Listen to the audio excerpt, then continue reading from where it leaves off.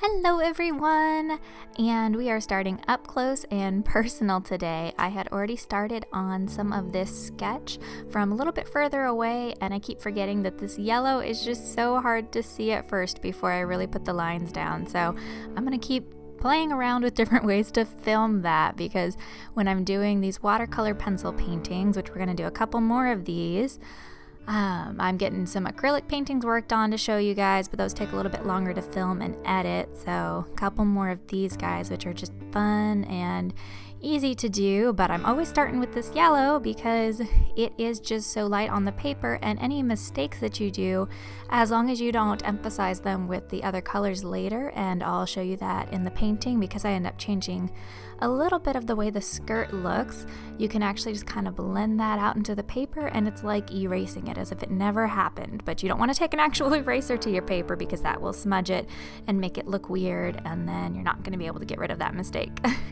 So for today though, we are going to be working on a twirling girl, and we're going to put in the tree theme that we've been doing. That's going to be to the side of her. She'll be holding on to the branches, and that's just because with the changing weather, I don't know about you guys, but I am still digging this cold fall weather. It's not cold enough yet for me. I love the trees changing, all the colors, and it just makes me want to go outside. I can't stand that hot summer heat, but in the sunshine and the wind's blowing just a little bit and the trees are all turning different colors, I just want to get outside and dance with the leaves. It's so much fun and refreshing. It feels so good. I know we're probably all really feeling that with being pent up inside, but please keep being safe and healthy. I hope everybody is not going too stir crazy and you're finding ways to keep yourself sane. That's what I'm doing with art, so I hope you guys join me in doing that. I am just drawing with this yellow pencil. There's nothing too tricky here as far as what we're drawing. I looked at a reference for the pose, and then I just kind of had fun with the fabric of the dress and what I'm doing right there. As you can see, I was drawing some lines that aren't necessarily in the dress to get the position of her legs, and that's because I'm just imagining the anatomy through the clothes. And again, with the yellow, you can even draw it just a little bit if you want, because you can blend that yellow out and it's just like erasing it. So the only way really to get better at that is to do it and to study anatomy. I don't have any big tricks for you. That is that is the trick to being able to draw people and get their proportions right. Obviously, the hard thing is foreshortening. You've got the arm going towards the back and the other arm going forward.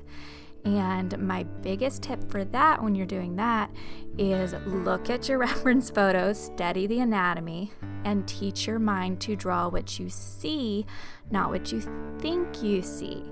If you try to make that back arm the same size as the arm coming forward, it's going to look wrong. So just gotta watch out for that.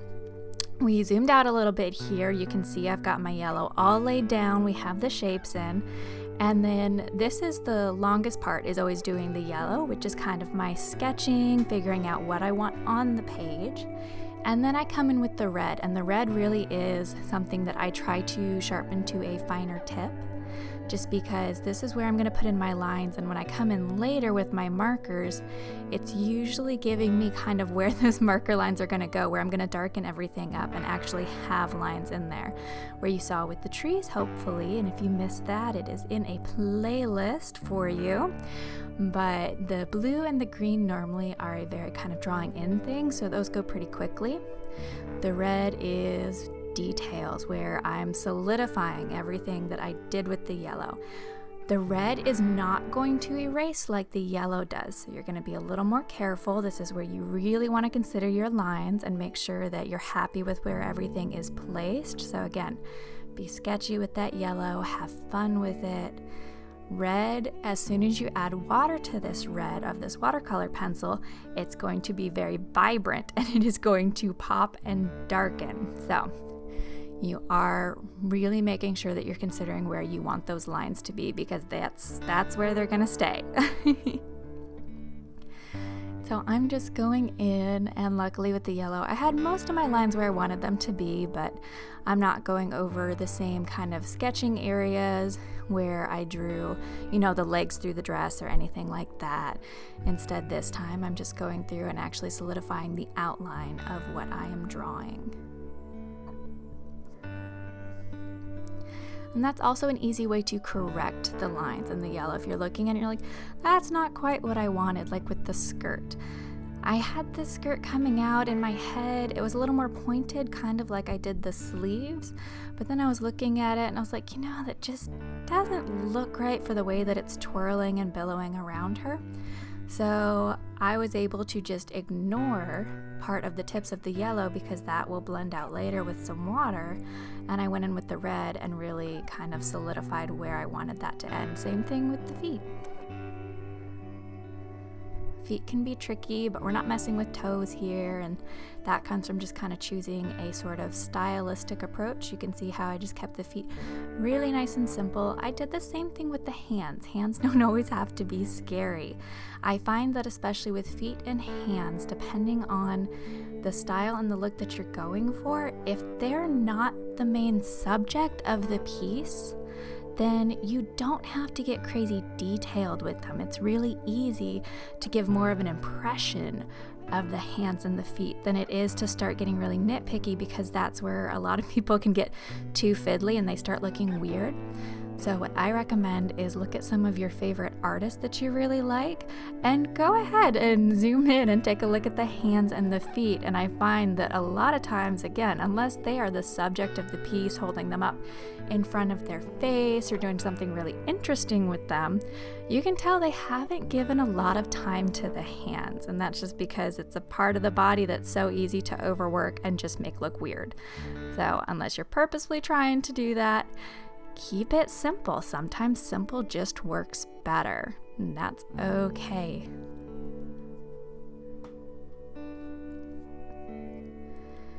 We are coming in with the tree.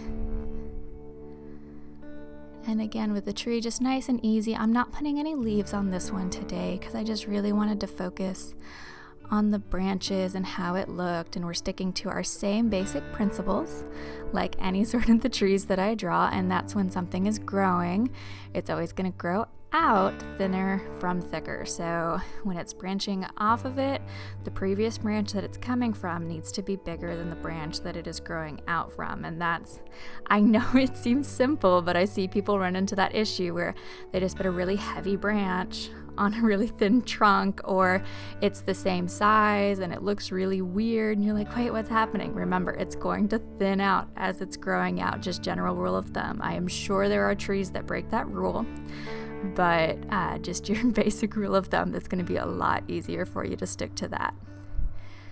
And I am just adding in little flowers, little pops of something kind of whimsical and magical. In my head, she is outside and just ready to go dance with the trees and create a little fairy path almost, just the magic of going outside. Here we're going in with the blue again. This is not any harsh lines now. I'm mostly focusing on kind of more shadowed areas, creating different pieces in the hair.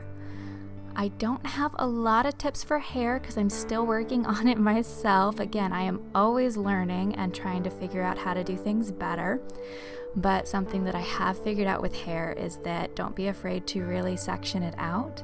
Take a look at your hair in the mirror and see where things section, or if you don't have the hair you're looking for, again, reference photos are great, or maybe take a look at your friend's hair, style it different ways, kind of hold it out, watch how it looks in the wind. Strands tend to stick together and create almost like these clumps visually when we're looking at it, so don't be afraid to create that and create that depth. Hair is never just one solid color.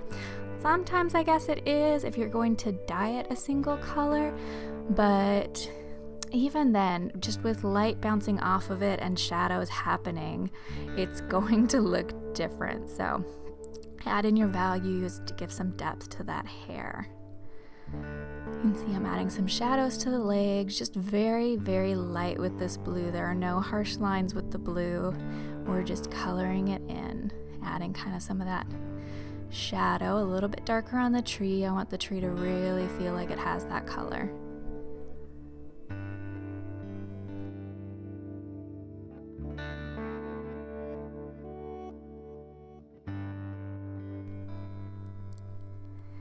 And you can just see how everything's taking shape.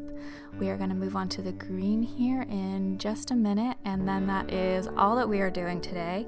Next time we will be adding water, which again I always say with these guys is just magic because you see the colors come alive, and it's how you get to really section out your colors and blend them together, and I think it creates such beautiful effects on the page. I forgot to mention this is a hot press. I'm still working with a hot press watercolor paper, and that's just personal preference, so never be afraid to try out different types of paper to see what you really like yourself. We'll also be going in with a marker and defining everything, and then that's how simple this drawing is. You just give yourself a little bit of time, have fun, get creative with it. Look at some posing pictures if you need, but don't be afraid to change them up. It's always so boring to draw a reference photo exactly from the photo. I think that's where a lot of people get tripped up, is they want to draw exactly that. And you know what? Have fun with it. Give it your unique vision, because there's only one you out there, and I want to see what you see. I'm trying to share what I see in my head, so I'd love to communicate that way. I hope that everyone is doing wonderful, and you will join me next time to finish up this picture. Stay happy, stay healthy, and stay safe. Always stay creative. I'll see you guys next time. All right. Bye.